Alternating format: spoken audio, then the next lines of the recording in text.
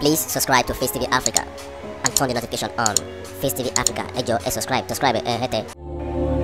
Face TV Muswobi.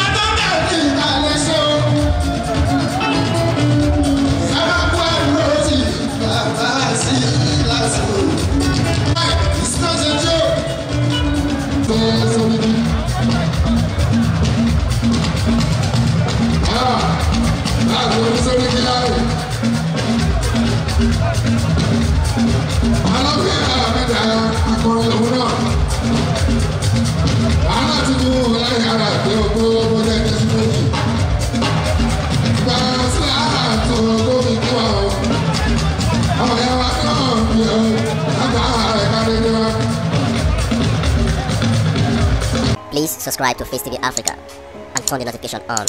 Face TV Africa, ẹ jọ̀ọ́ ẹ subscribe, hete. Face TV Muswobi.